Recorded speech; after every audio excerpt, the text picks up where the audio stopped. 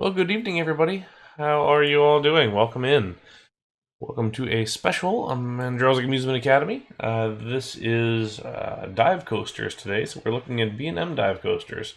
If this is your first time here, then welcome in. I am Brian Andrelczyk. I'm a real-life theme park designer who likes to play RCT and Parkitect and all these sorts of games and teach how to do realism in the game.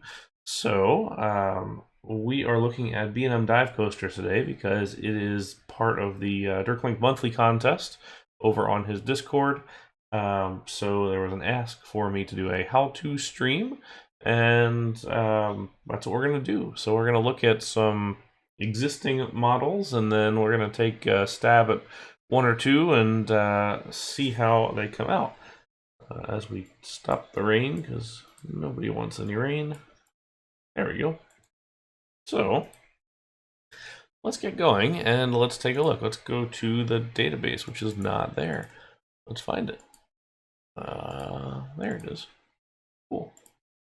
So, the B&M dive coaster is the B&M vertical drop coaster. There are 16 models around the world, 14 operating, and 2 are on the way. One is about to open here in just a couple of days, and the other one's going to open here mid-year. And both of those offer some kind of new stuff, but we're going to kind of look at the development of all of these. So if you look at the timeline, it's actually kind of interesting. We've got 2 that started here very early on. 1998 was the original at Alton Towers, and 2000. And there was a big gap before we get to Shikara, which really kind of opened up what you could do with the dive coaster. And those all kind of happened. And then there was sort of this resurgence in smaller, medium-sized models of dive coaster, and that's kind of where we are now, and that's the bulk of the newer ones. Hey, welcome in, Rob. Oh, a few of your friends wrote Emperor. Awesome. Yeah, I saw Ace was over there here just the other day doing video and filming and all that. It looks great.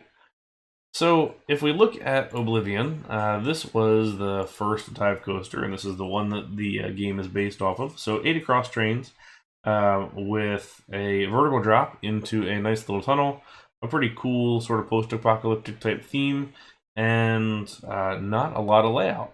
So, the kind of cool feature here is the tunnel, especially with Alton Towers having their no construction over the tree line rules. They chose to go down, and even though it doesn't look very tall, 65 feet, the drop is huge, 180 feet, so it's a pretty big drop down the whole thing. So let's go to Coaster Force here and take a ride. Yep, Shikara in Tampa is another dive coaster. That's the one that we're going to look at here after this one. So we can see it's a kind of gradual steepness as it turns out. So it doesn't actually hit 90. It's like 89.5. So it's very close. You can essentially call it 90 degrees. But you can see the holding brake here, which some people call a reverse chain. Basically, it's a second chain that kind of slows the roll of the train over the edge of the drop, so it can be controlled as it goes down. And one of the kind of interesting things about Oblivion here is just how short the layout is. I mean, it's the big part of this coaster that makes it what it is the drop, and that's still kind of the main feature of dive coasters. So, you know, once the drop is over, then essentially the main feature is done. So what else are you going to do? Thankfully, subsequent layouts have adjusted that to an extent. Let's adjust this a little bit. There you go. And it's gotten better, but these first 2, this one and G5 in Taiwan, don't do a whole lot. So we can see we come off of the chain lift, and we have a nice slow curve, get a nice view of everything.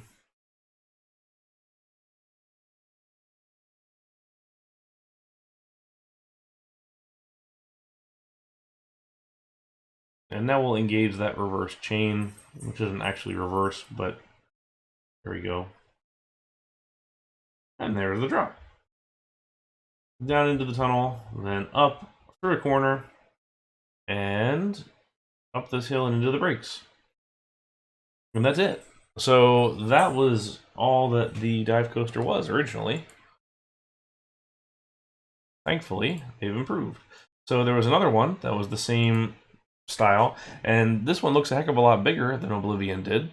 But it's actually the same size. It's just the tunnel is further down, and the rest of the layout is pretty high up off the ground. So this is G5 diving machine over in Taiwan, and you can see that vertical drop right there and how low the tunnel is on this one. So in my opinion, this does a little more as far as excitement goes, even though the theming isn't quite there, but I haven't ridden either, to be honest. So there was a pause for a while, as we said, and then in 2005, Busch Gardens debuted Shikara, and Shikara added a couple different things. First of all, it added a layout. So beyond just that vertical drop, we have inversions. We have an implement inversion, which is the half loop and kind of a roll out of that. And then we added a brake run in the middle and a second vertical drop, or near vertical drop. And then we also added a water splash using scoops on the back. Nothing for the riders. It kind of acted as a natural brake, I suppose, but it did act as a pretty good visual for the off-rider guests. So this opened with a floor initially, and here we can see that with the bar in front and everything. And it was modified later on to be floorless, and since then, everyone has had a floor. So we're going to go with Attraction Source today and look at Shikara here.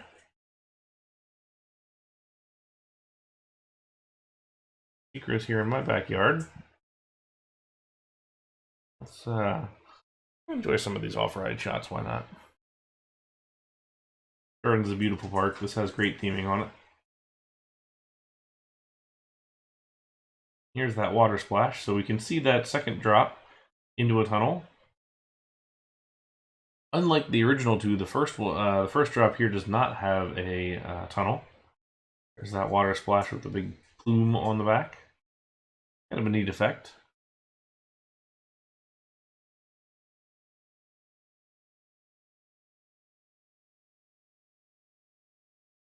Certainly a cool option.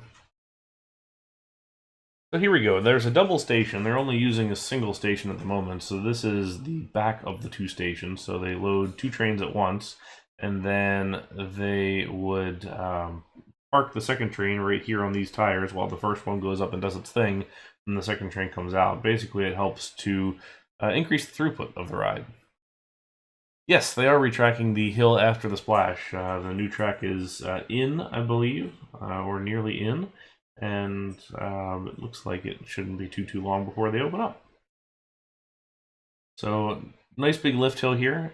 This one does look quite a bit larger than Oblivion and G5, even though it's only 20 feet taller. This is at 200 feet. Very steep hill, which we're going to use in the game. We're going to use the steep lift.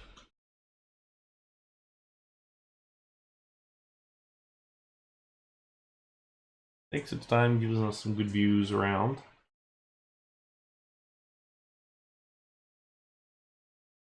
This is at Busch Gardens in Tampa, Florida. So this was kind of the first of the new ones, and when Anheuser-Busch put this in, they had an exclusivity contract for this hemisphere, which is why you only saw one more on in Busch Gardens Williamsburg before that expired, and then Cedar Point could do theirs and others.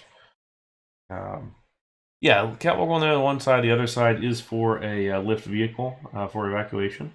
So here's that hold right here. Nice little pause, looking down. See the second drop there. So 200 feet down and into the inversion. So this is an Immelman inversion. So we're going to roll over and out to the side. High bank kind of carousel turn here. Up and into the second brakes. So key feature on this is there is no holding brake on the second drop. There is never a holding brake on the second drop. Just to slow down. Go through this tunnel. Up and over the smokehouse restaurant here. Here's our water splash. And then a final turn right here as we go down. Not very inclined, but we are picking up a bit of speed because these trains are pretty heavy. So these are 8 across trains once again. And they're pretty large. And you're right, Backrack, is the track is large. So there are actually 2 gauges of B&M track. There is everything else and the dive coaster. but only the big dive coaster. So there's the 8 and 10 model dive coaster, 8 across seats or 10 across seats, or the 6 across, the D6. So it's a smaller version. The new coaster in Six Flags Fiesta Texas is actually a 7 across, which is sort of an oddball design, but that one will also use the D6 track. So that's more size to the regular stuff. So after we had Oblivion and G5 and Shikara, like I said, we had one more. There was Griffin. So Griffin was at Busch Gardens, Williamsburg, and this did pretty much the same thing as Shikara did, just with another inversion at the end. So after this second drop, there was another implement after that, so down kind of in the valley. Another kind of nice, pretty layout here. But here's that second implement, a little bit tighter, a little bit smaller. And then after that, we got into a couple larger ones. So 2 ones in China, Along Paradise and Happy Valley. Basically cloned Shikara with a little bit of changes. And then it was a couple more years until we got to some of these smaller ones. So we have Kraken, and this is over in Hyde Park in Germany. So this one's got a drop right into the water splash. You can see the mag brakes there as well in this image. So pretty darn cool theming. And this one has an Immelman and a little airtime hill, and that's pretty much it. So not a whole lot going on as far as this one goes.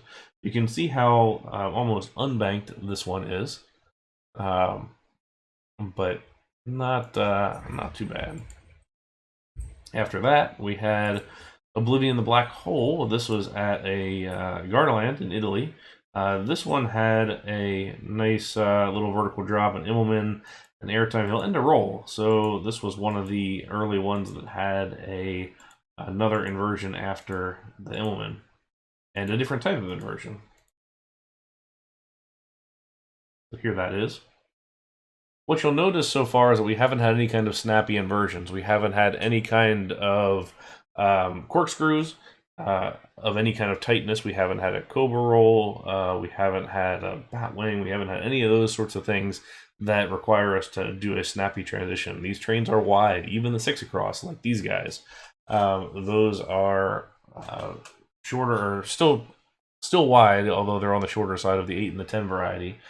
Griffin did a 10 across, and then we went back to the 6 with these guys. We also have the highly themed version here. So this is Baron 1898, which I'm sure someone will probably recreate or do themed wise on this contest because it's pretty beautiful. Not much of a layout, but you can see that other inversion again. So we have a sort of 0G roll coming off of that Immelman. So very nice in general, and just fabulous theming throughout. Nice little pre-show. Then we got into some of the big ones again. So we have Valravn at Cedar Point, which here's a great layout diagram of this. So nice little drop out of the station. Then we have our big element here with an Immelman, a break into a dive loop, which is basically reversing our Immelman.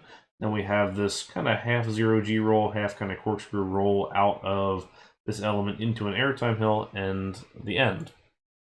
And then we get to the biggest one yet. So Yukon Striker here in Canada's Wonderland, which was actually originally intended for Cedar Point, is the largest dive coaster in the world right now. So this is an 8 across, one of the larger track diameter or width. Here we are at the top. Got some great interaction with the old Arrow suspended coaster below. Nice little pause there, and then here we go. Yes, this layout was initially intended for Cedar Point. So we have a really nice size Immelman here, a lot of hang time. Then we have our 0G roll here pulling slightly to the right, so another little bit of hang time. This is some early test videos, so it has gotten a little faster. Then we have a vertical loop. That is the first vertical loop on a dive coaster, which is funny since that was in the early RCT stuff, but never until now. Little Immelman up into our mid-course brakes, although not so much mid-course because these are pretty much near the end of the ride. And so a nice long pause here. as we wait for this to clear. It doesn't actually stop fully on this when the ride is actually running. But here we have a not vertical drop, but kind of close by. And then this final kind of carousel turn right here. So nice size, most inversions, kind of checking off all those different records. All right. So what I'm going to look at last is Valkyrie at Liseberg in Gothenburg, Sweden, which is my current favorite dive coaster. Let me see here. I have ridden Shikara Griffin, dive coaster at Chamalong Paradise, Valravn, Valkyrie, Yukon Striker. So of those, this one is my favorite because it does a layout without a pause in the middle. It doesn't have the second mid-course, it doesn't have another drop, but it is an incredibly smooth, just really fun ride. So this is Extreme Coasters Network here. We'll watch the POV. Then we'll get into some building. I don't usually do all the videos at the beginning, but I thought at least do a survey of what's out there, and then we can do a little bit of building. So a really nice drop, really good interaction with the pathway. This is a D6, so this is one of the larger D6s with the slightly smaller trains. Does B&M weld track pieces together? No, they are bolted. Bolted and torqued. I haven't really seen welded tracks since Arrow and Vekoma way back when, but even the later Arrows have been bolted.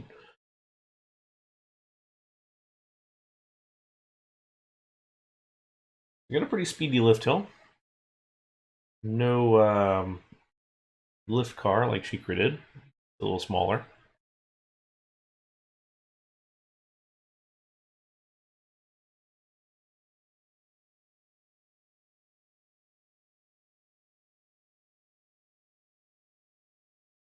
You can do NDT on welds, but it is harder to inspect. You always want bolted versus welded, which is what the advantage of GCI's Titan track is over RMC's, for example.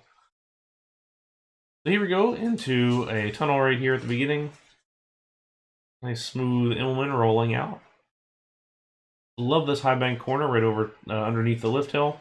Then we have a really smooth kind of zero G roll of some sort. Climbing corner, drop down, and then into this long, slow roll with some hang time. I'm not a huge fan of hang time, but that one actually runs really well for me. So that is Valkyrie, which is my favorite of the dive coasters. And like I said, we've got two in the way of construction right now, about to open. So the first one is Emperor here at Six Flags, not Six Flags, SeaWorld San Diego. So it's got some more compact elements to it, but we've got the drop here. We've got a nice Immelman, a kind of wave turn here, and then kind of our first real kind of corkscrew shaped element here. So it's a little more corkscrew-esque than before, but notice how stretched it is as compared to the other. And then the other notable one being built is Dr. Diabolical's Cliffhanger, which will have the first beyond vertical drop on a B&M coaster with a 95-degree first drop right here. We've got the Immelman, and then we have another roll here before the mid-course breaks, and then we have this almost inversion here, pretty nice airtime hill, and then a circle here at the end. So let's build. All right, so the contest allows us to use either the original B&M vertical drop coaster included with the game, which is the 6 across train, or the 8 across by X7. He also uses a 10 across, which I don't know if that one's permissible or not, but I'm guessing it's not. Because I don't think I saw it. But either way, the 8 across is a better option. The reason we're going to use the 8 across kind of no matter what layout we pick is because it can actually show all the inversions. So I'm not really wanting to use the 6 across because all that's got is the loop. So we can't really do a whole lot with it. All right, so next thing we're going to do is pick the twister coaster, actually, rather than the vertical drop. And we're going to switch back and forth. So under cheats, make sure you've enabled allow arbitrary ride type changes, and also show vehicles from other track types, so then you can make that work. Hey, Carp Runner, thank you. And thank you for the follow also. Appreciate that. So we'll start with a station a little bit higher up. It depends how you want to do this from a capacity standpoint. A lot of these rides will, not a lot of them, but some of them will do a double load station. So loading 2 trains at once, like Shikara did. We could also do an exit station as well if we want to do something like that. So we could do entrance and exit. Up to you. Your kind of mileage may vary on that one. If you have a turn before the lift hill, you can either do sort of a gravity turn just right outside. I'd suggest maybe dropping it just a little bit like this if we're going to do that, and then engage the lift. Always engage the lift with 2 brakes before you actually engage that lift hill. So the reason we do that is B&M coasters like to, actually let's also enable all drawable pieces. Actually lets us do the steep, but B&M likes to make sure that their trains engage the lift hill at exactly the same speed as the lift hill chain itself. It just reduces wear and tear on everything, so it's a good way to set that up. But the more kind of traditional way to do that connection is a little drop and bank and then kind of coming up out of that. So it's a very B&M sort of thing. All right, so we can drop here. As I always say, time and again, do not put coaster track on the ground as such, so we will have to lower that here a little later on. That. Or, even better, we can just make sure it's smooth. Reason being is you don't have the ability to do any kind of support underneath if it's on the ground, so you want it above. On a diagonal, we can't do the brake like we just talked about, so we're going to do a 1 straight piece just to kind of simulate that, and then we'll go up. One thing to note here, and this may be a consideration for your multiple station if you do that, is this one is slightly underneath, so you'll... Oh, never mind. Let's get rid of that.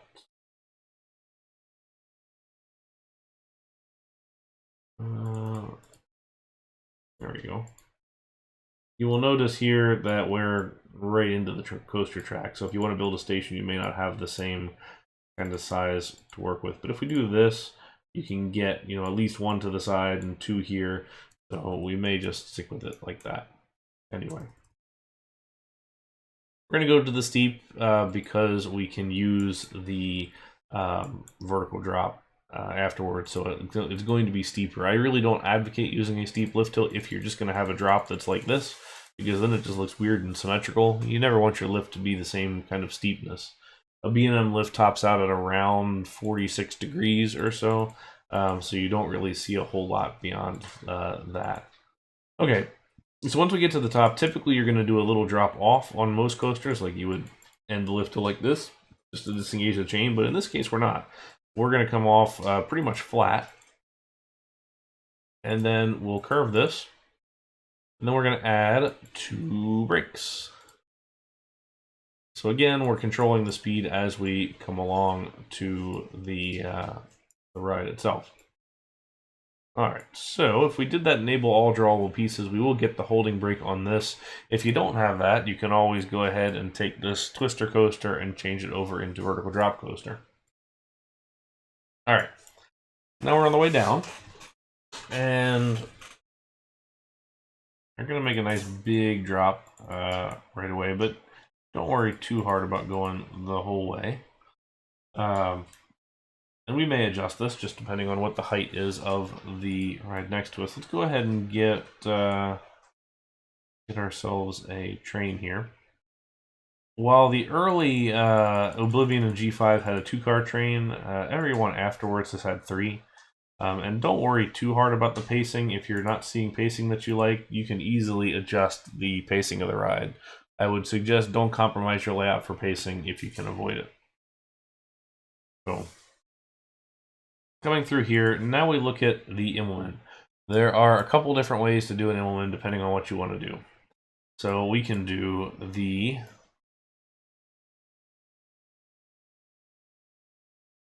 you can kind of come up like this. Hey Hydro, welcome. Do a quarter loop, roll out, and then do something like that. In my opinion, this doesn't look great because you have to put a couple of straight pieces in here, or you have to lower the ending, and it still looks a little funky just the way that the whole thing is shaped. So that's one option.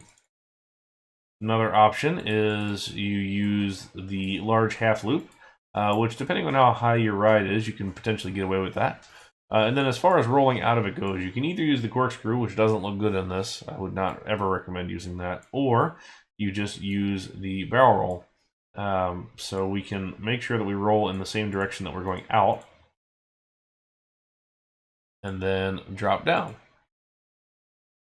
So the disappointing part in RCT is that really this kind of roll is a lot more effortlessly executed for in real life, but in the game we don't really have those options. So you really want to roll out right away, and then you do your corner.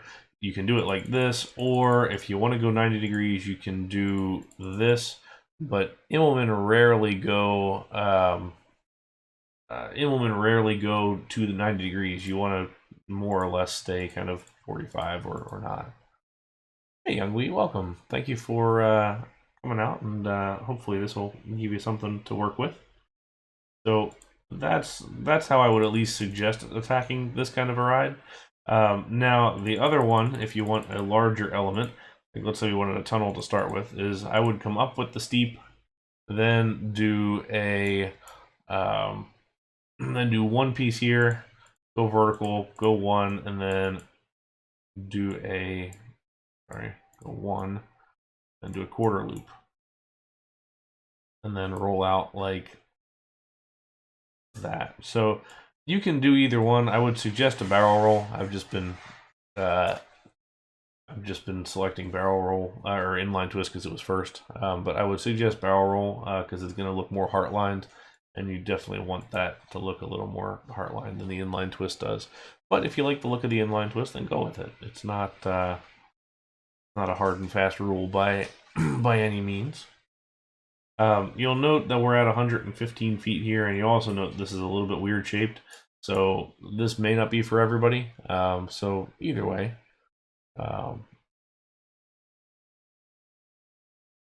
Let's see, what did... Darklink example. Using the flying coaster for a modified. That link's not working for me. Where did he post it? Was it in the? Oh, where he comes off as a flying coaster and then does the roll after the curving drop. Is that the one that's in blue?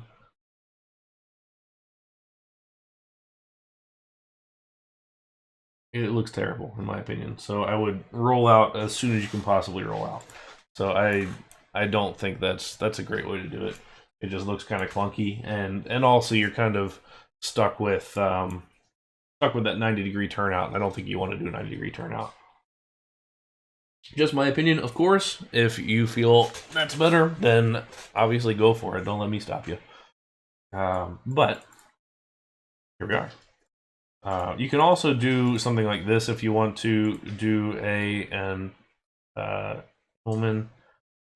So you can just kind of come right up with this and then turn out. But again, it looks a little strange when it's sort of a big kind of C here. You like that smooth bit. So when we did come out with this drop, we're going to put, one or two. You can do whatever you want as far as this goes. And then I'm at 95 here at 120 top. That's probably going to be okay. We're going to watch it, though, and see.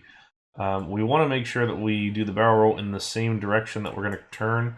So we're going to turn here to the left, so we want to make sure that this one rolls out in that same direction. You don't want to basically loop it around and then out. So let's watch this one and see how it goes. We can give this some extra speed up the lift. It doesn't really matter.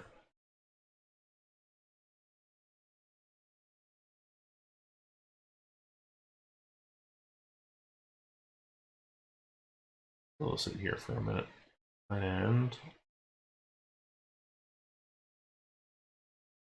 okay. Get our nice big drop here. Rolling through. Not too bad. It's a little bit slow, but honestly we'll probably change the pacing a little bit on that. Okay, and then we drop out of there, and pretty much you're headed for your mid-course brake run if you're doing a larger model. So you really pretty much right off of that want to start getting into whatever that's going to be. And that can be a couple of different things. You can kind of roll up like this and do it in this way. Now this puts us right up against the station, which is probably not ideal. What we could also do is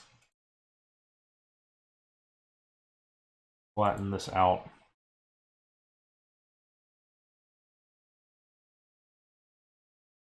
You can either come, let's say, this way, or actually,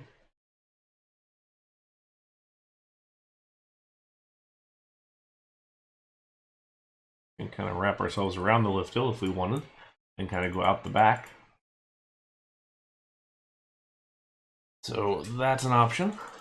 Or let's see, we're at 30 and 20, so technically we do clear the station, but that's going to be really low if we wanted to go that direction.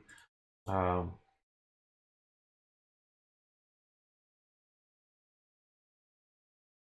and that is the thing. Sometimes a diagonal brake run does look kind of all right, but not everybody wants to learn how to shoestring, which is totally fine. So I mean, this is a very good option if you wanted to get into that and do kind of a mid-course brake like this. The challenge with a diagonal brake run on dive coasters, especially, in general, I'm a full advocate for diagonal brakes, especially on mid-courses, but you can't do a big steep drop with the diagonal, so you got to come out of it on a corner, which means that you could put your brakes here and then do a corner and then, you know, do your drop, but that looks weird in my opinion.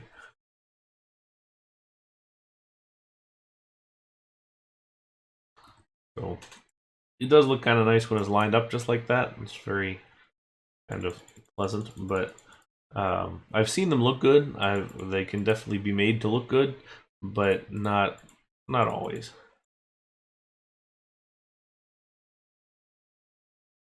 All right, well, let's decide what we want to do here.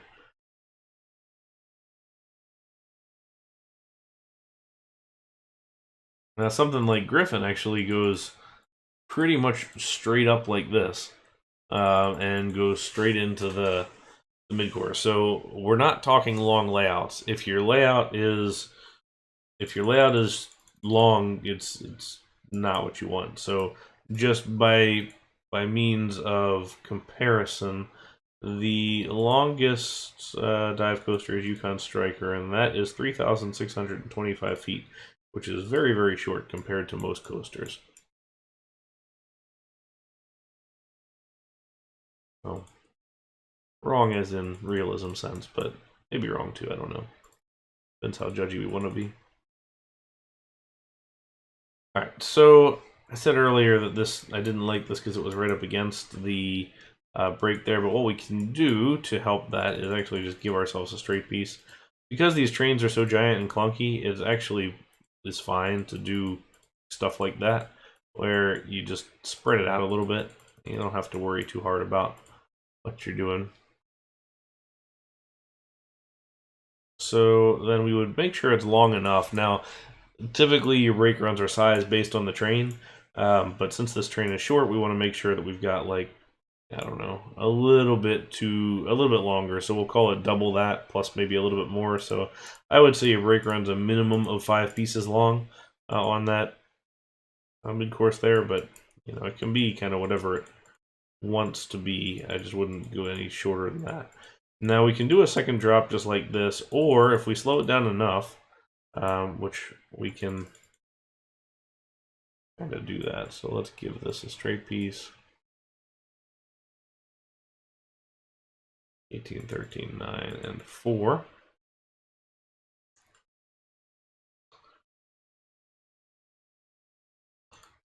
We can go ahead and just do a vertical drop as such, which we did that by just turning the train to a dive coaster and then back. And then see how steep we want to go. That'll be 55 there if we want to do another Immelman. Nope, no second holding brake. There is no B&M dive coaster that has a second holding brake on it. They all have brakes on the flat, but none of them have a holding brake on the drop. So we can put a second one in here and kind of do it like this. We could also do a dive loop. That's going to take us up a little bit more room if we have to go all the way out. This has a pretty nice valley in the middle of there, and that's just to get this thing as steep as or low enough so that we can manage this this element. Now let's go ahead and start backing up for a brake run here.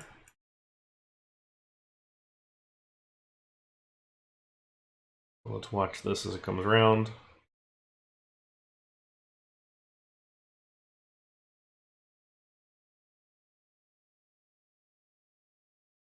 Okay, so we'll come off that, come up, and we'll be pretty slow again, but again we can adjust the massing of the ride just to help it out just a little bit. Okay. So we can come back and do a little bit more as far as layouts go, just depending what we want to cover here. We can do a water splash, as is sort of a typical thing for B&M coasters or dive coasters. We don't necessarily have to. A lot of them don't. Most of them don't. But it is sort of a, you can call it a signature element.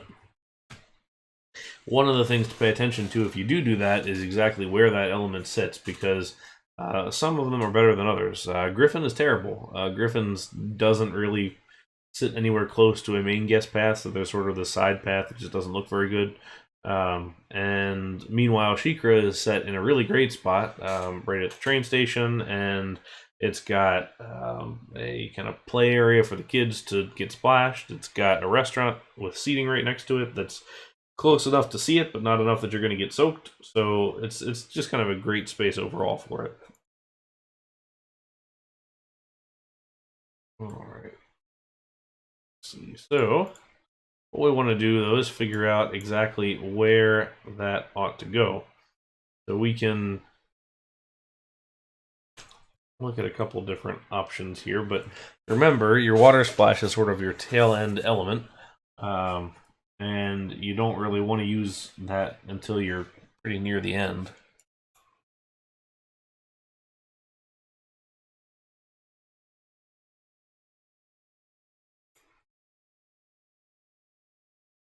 So we can actually do a bit of a diagonal brake run here, and then we can cross if we want.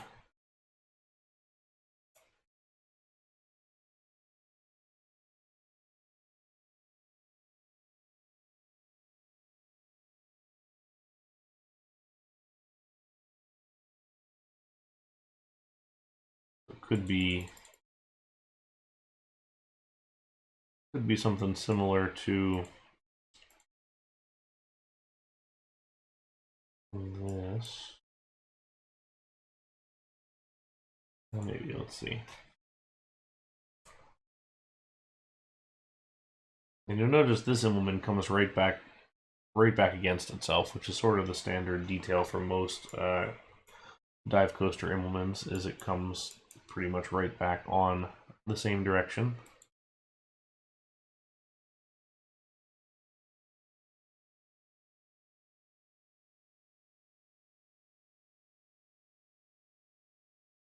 That's maybe a little bit far, I would think.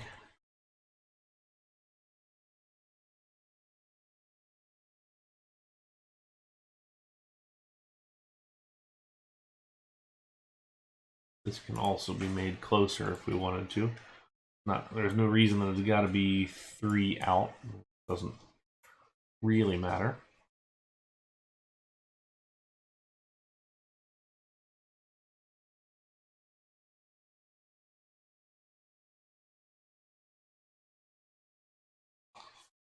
And while there isn't necessarily airtime on these coasters, there's nothing to say that you can't do it.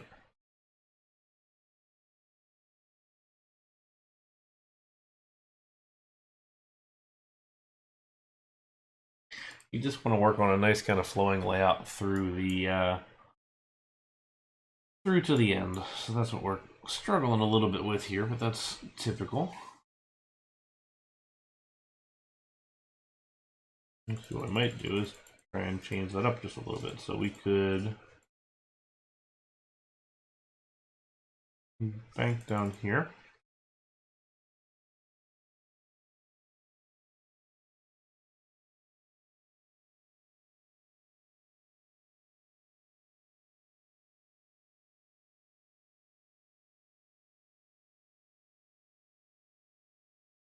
Actually, that does clear itself, which is better than I was kind of expecting.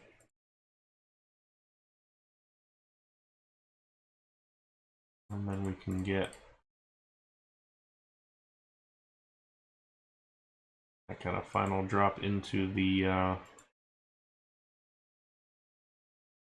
brakes there.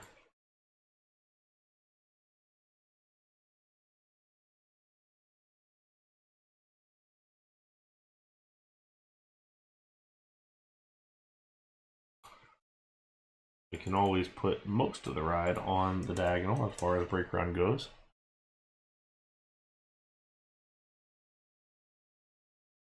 So that's an option if we wanted to do something like that.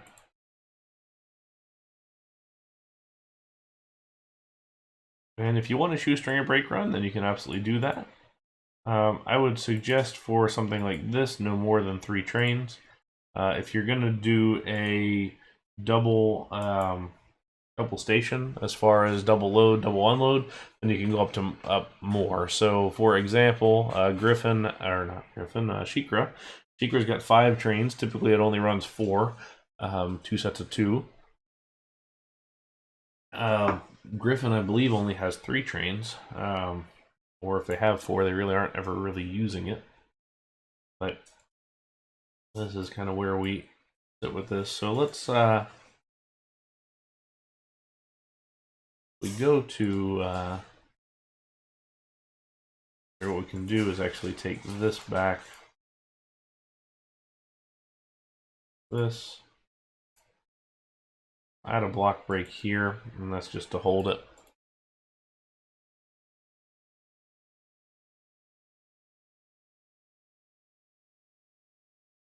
Transfer track location gets a little challenging on this one.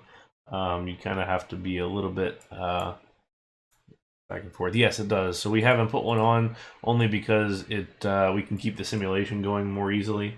Granted, you can just change the operating mode back to continuous circuit, but block brakes tend to screw that up, so I just leave it until the end. All right, so this one is Twister Coaster number 1. So we want to find that one. So let's see here. Twister Coaster number 1 is ride 004. So let's pull up our Twister Coaster 1 here. So the mass of these vehicles is 600. And so ride set mass 004. Let's call it 900 to start. That's just going to give us a little bit more speed through those elements. The higher the number, the more it's going to carry its speed through.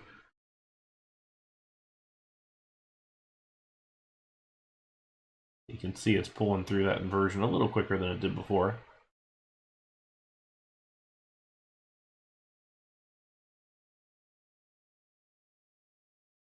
Sometimes it's just faster on the console.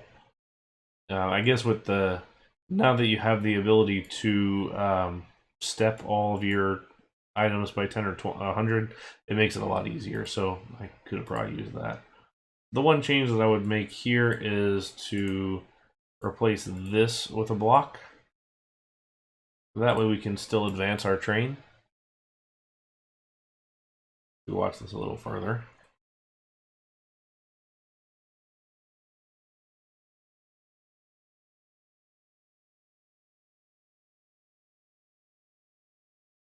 I have that second one kind of starting out, and actually what we're going to do is we can lower that speed back to 4 here just to see if we can make this happen smoothly.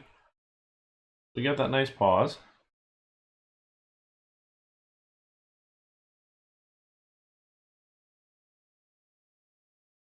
Drop over. Because we placed the block brake up where it is, now this train can disengage the lift while this one goes through the block. And so now we never stop moving. We've got 3 trains in motion, which is kind of what we're looking for.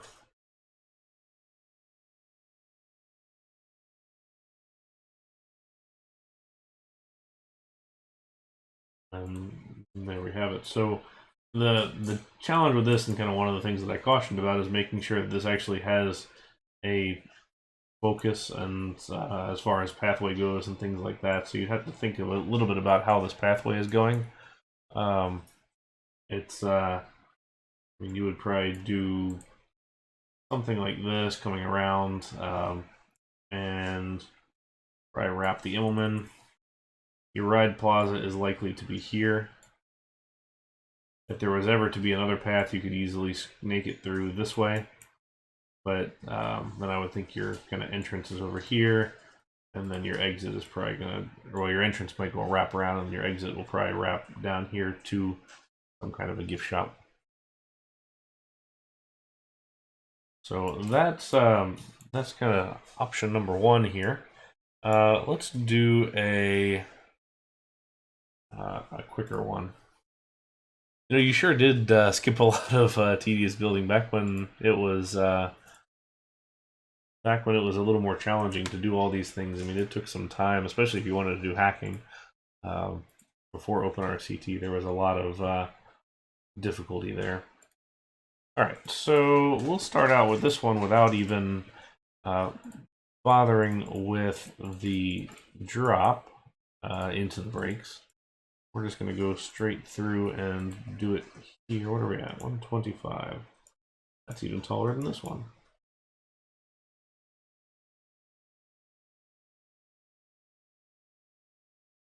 Let's see how this looks.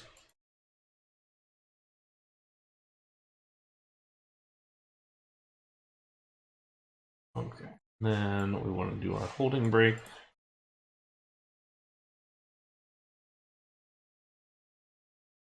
One thing, if you do tunnels, and I think you ought to, make sure you do something a little bit larger than one across. So we pause this. You'll see that these have the clearances of one across, because I can do this, but if we spin around, that's more or less clipping through. Like, that guy's arm is gone. So whenever you do tunnels and things like that, make sure you take up the whole space, whether it be, and this is the same kind of as wing coasters, so you're not gonna tunnel it like this. You're gonna tunnel it like block.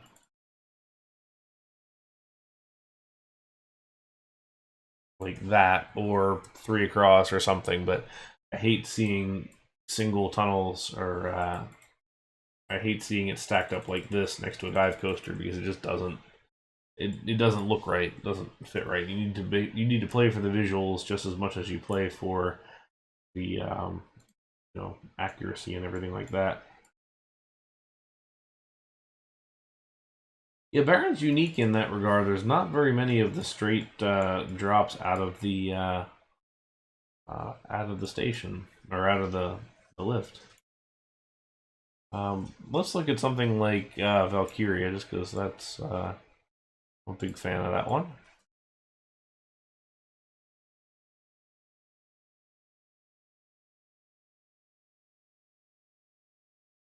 So let's go left, and let's drop almost all the way down.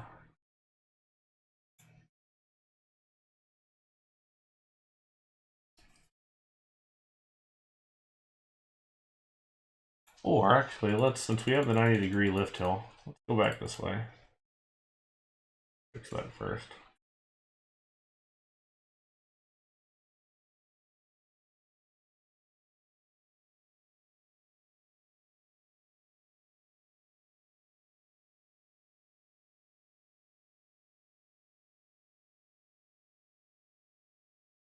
One of the things I really liked about Valkyrie was how well it kind of skirted right past the lift on its elements.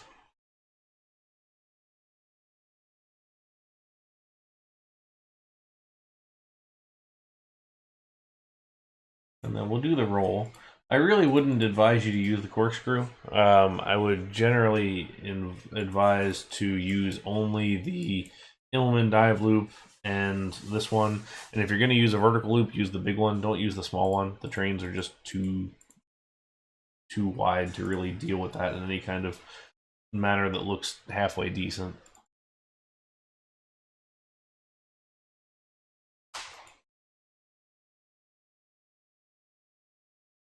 Alright, so let's see.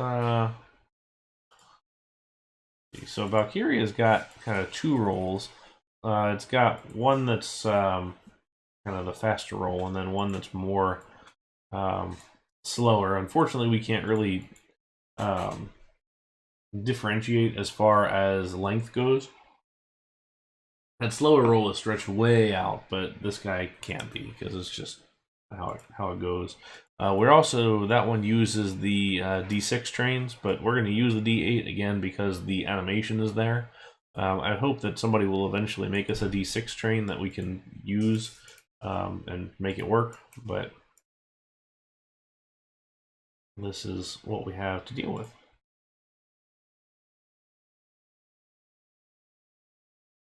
I kind of wonder.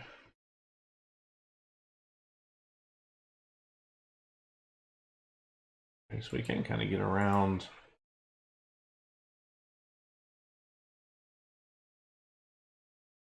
here and do sort of a slower roll, perhaps.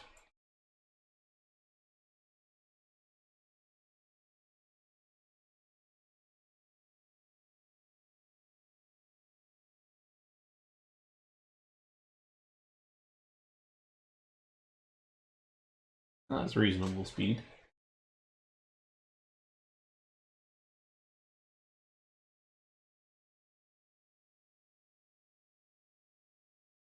Now that's enough that we could finish it right there if we really wanted to, but I'd kind of like to at least get a little more out of it.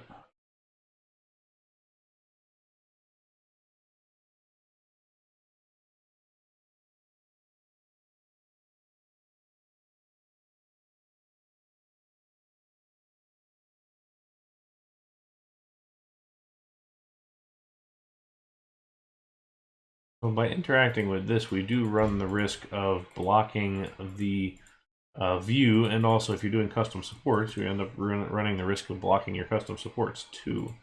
So that's one thing to consider as we come across with something like this.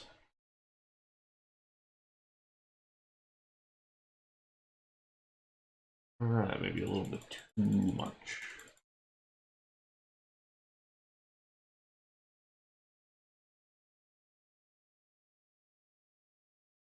That puts us one before, and I try and avoid when I can to having passing track on the same tile for the same reason as the tunnel that we just talked about.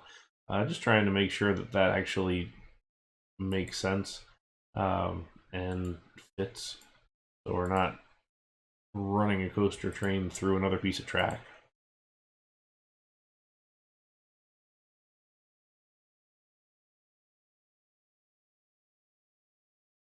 I would like to get another inversion in here if we could, but I'm not entirely sure that's going to be in the cards.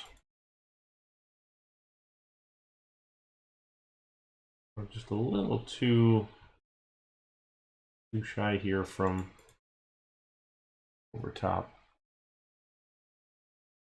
Yeah, NCSO or no custom scenery supports can be a tedious challenge. That's why I don't do them. Why I don't play no custom scenery at all. But it's certainly for those who are good at it and can attempt it well. You know, more power to them, because it can be a difficult challenge. And welcome, by the way. Thanks for stopping in. So we can finish with a helix here if we want. 3, 4, 5.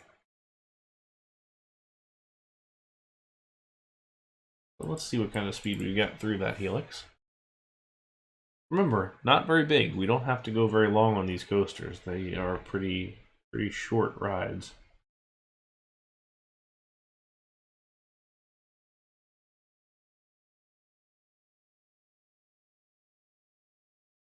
And this is one of those where, you know, you could consider in kind of this direction doing like an airtime hill, because a lot of the newer ones do have these like kind of big kind of hopping airtime hills over top. But if you've watched enough of my streams, you will know my stance on you always build for at least one angle primary, and this is our primary angle because it's nested very nicely between the lift hill in this direction and the drop in this direction. And once you put a diagonal hill here, you essentially screw up this angle, because now there's something going on, but you can't quite tell what's going on. You know there's something there. Once you watch the train animation, you'll know, but in order to really see it, you're going to have to turn. So I tend to shy away from those kind of things, because in this instance, you can't really tell what's going on. So that's my feelings on that anyway.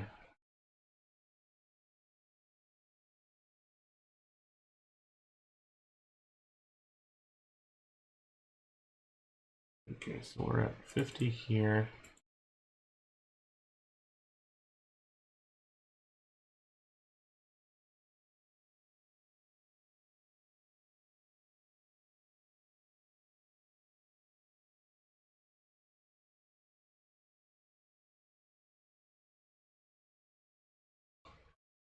Going fast enough there that it almost put a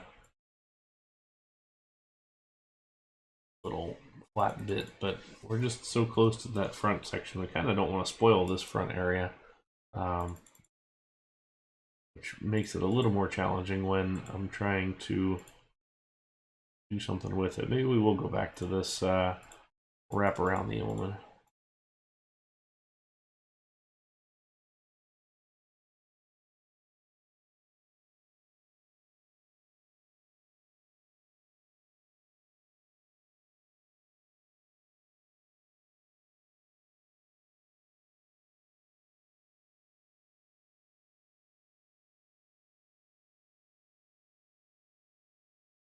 A little shy of crossing through there.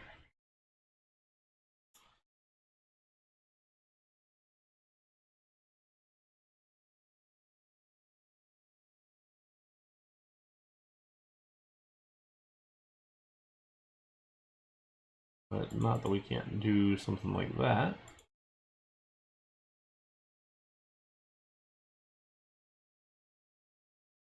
And then the question is going to be, well, how do we end that?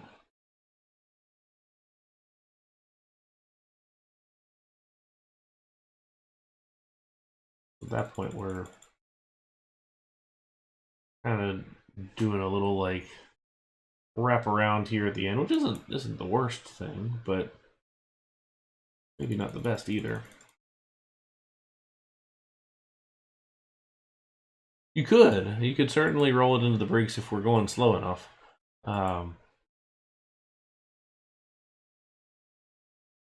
don't generally like doing height changes in one single increment as like this, but in order to get this clearance, we may have to.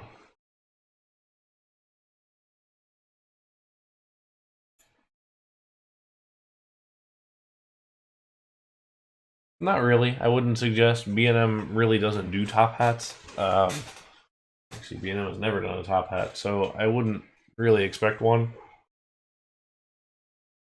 Not to say that you couldn't, but a top hat is typically an element for after a launch. There's very few lift hill coasters that have a top hat.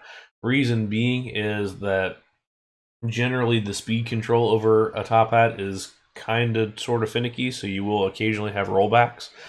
And you don't want to roll back to valley your trains. You want to roll back into a launch. So in general, you're going to see a top hat just after a launch. And if it clears the top hat, then it should have enough momentum to hit every single element afterwards and get through just fine. Or it will roll back and roll into the launch, which can be reset and then started up again. And B&M tends to be relatively conservative as far as their layouts go, and that's always been the case. It's nice to see them branching out on things like Dr. Diabolical with the that Beyond Vertical drop. That's always kind of nice to see a little bit of a change, but I can also kind of respect the want to be pretty cautious.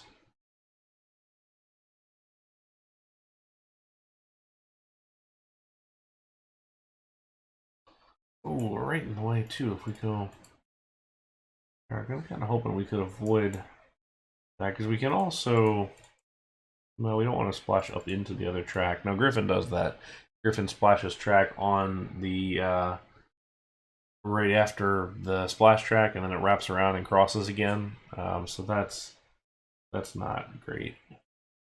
I don't want to avoid that. So we just did this one over here with the mid-course break, which we have here. We had said earlier that you can do it on the diagonal, but the challenge being that you don't have diagonal vertical drop. It's really not worth your build to have to put that diagonal in there and then have like a little curve at the end. I've seen it done well, and it can be done well, but it really takes a little bit extra theming and just work to make it look correct. So I typically avoid it. But we are still having this sort of conundrum right now as what we do with this guy. I'm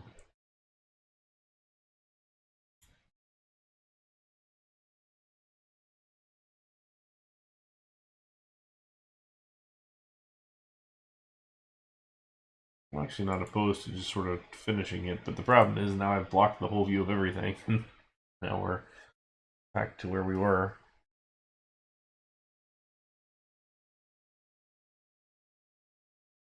But it's throughout the list very nicely.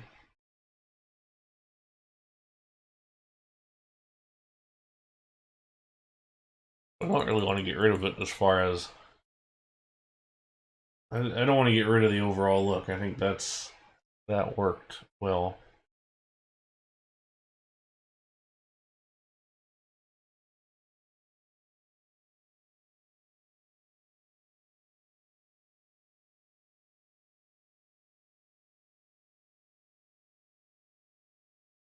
I mean, you could very easily just put a breaker on here and then be done with it, but I don't really like putting the brake run in the foreground.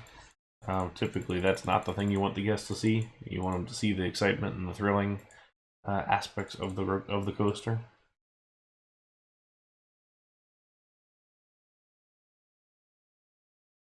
All right, well, let's try that. Actually, this may work for us. All right, we are 1, 2, 3, 4, 5, 6.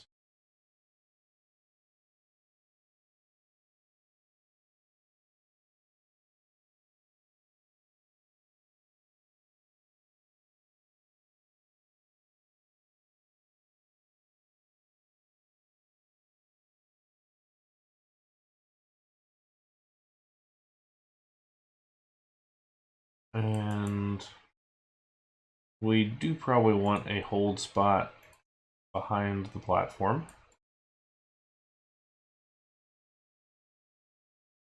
And we want a hold spot here. And then we'll do kind of one more section worth, and these will be essentially the slowdown breaks at the end. What I am kind of wondering is if we can't get away with that barrel roll of some kind.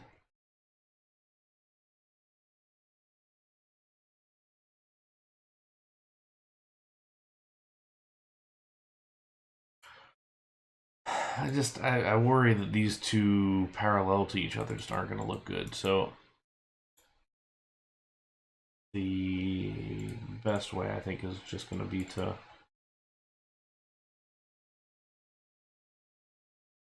give ourselves a little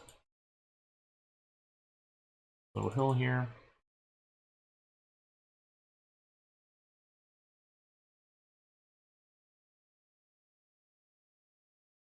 And this could always be like an off-axis hill if you wanted. I mean, that's something that B&M can indeed do. The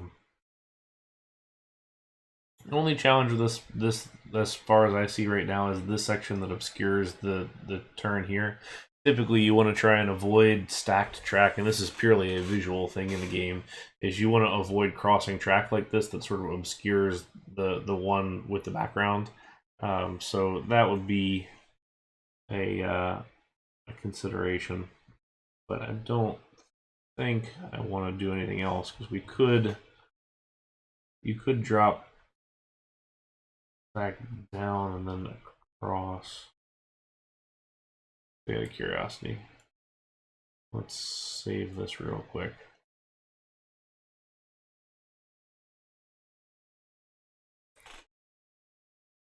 Exhaust all our options before we say we're done.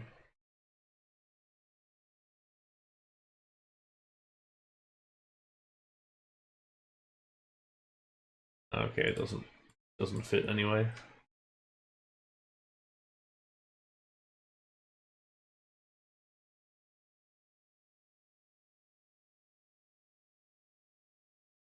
Yeah, Hex, dive coasters in RCT can be pretty tough, especially to get a short layout that flows really well.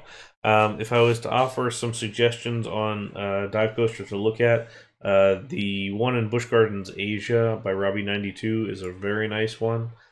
So that holds up quite nicely. It's actually bigger than it needs to be.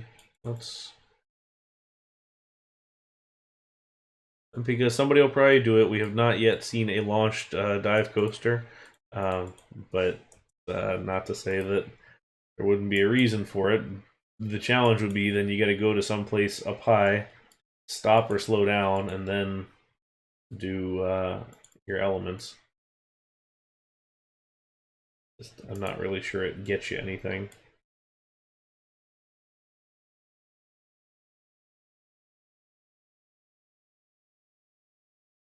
We'll drop that one down to 4.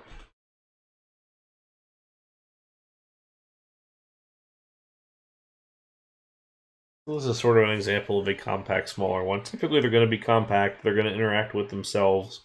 You're going to wrap around, lift hills, and drops and things like that.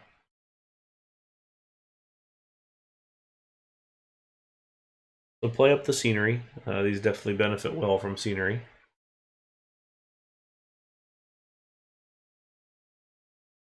Now you may adjust your dispatch times just a little bit if you want to spread it out. And you can see that we were almost at the top of the lift hill before this one even got through the first bit in the layout, and we're going to be stopped on the block break here. And now with the second one on the lift hill, now we're going to triple stack.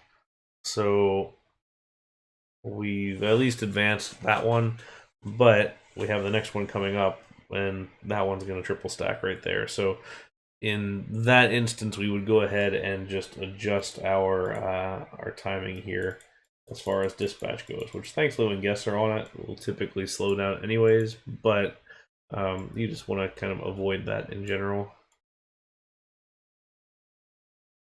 Here I kind of had that. It's not exactly the best looking in RCT.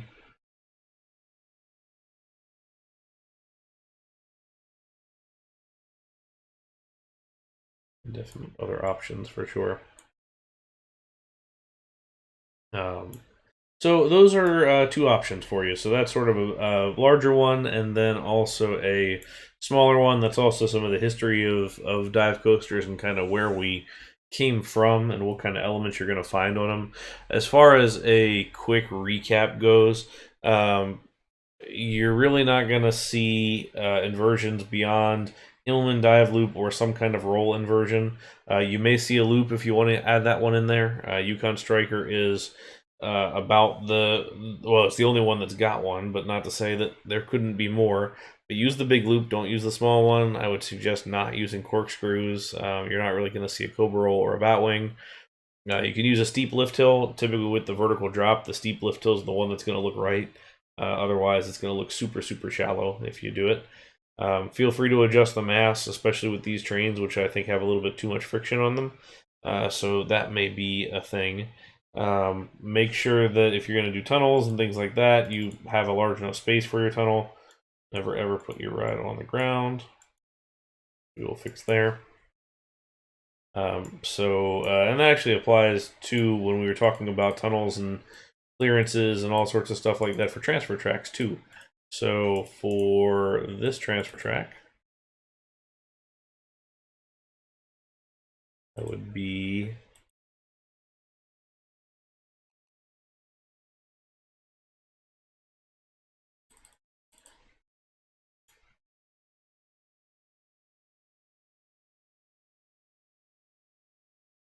let's see, the trains are about 2 tiles wide, so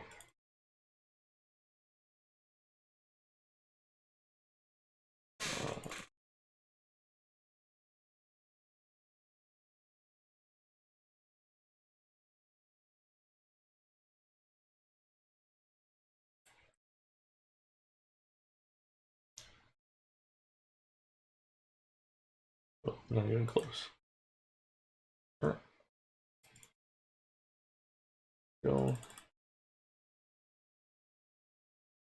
The current B&M transfers do not use track the whole way along.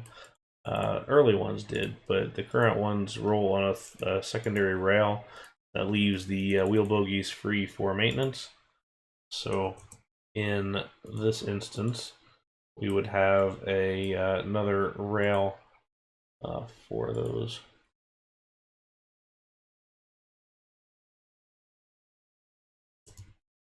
But anyway, so it's going to be a little bit wider just to make sure that you have the space for it. I mean, imagine a train parked there next to this one. You still have a little bit of a gap there, but you don't overlap. All right. So I think that's it. Hopefully that gives you some ammo here for the contest if you're going to enter, and if not, then hopefully you just learned something cool about dive coasters.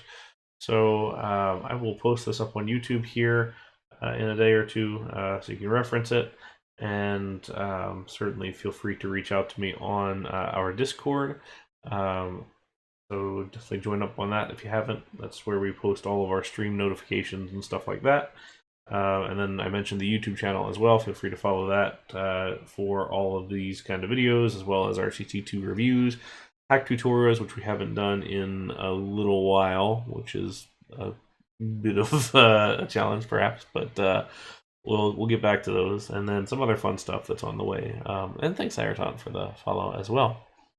So anyway, that's all for now. So thank you guys all for watching and for coming out, and hopefully you will have a good evening. We will talk to you later. Bye now.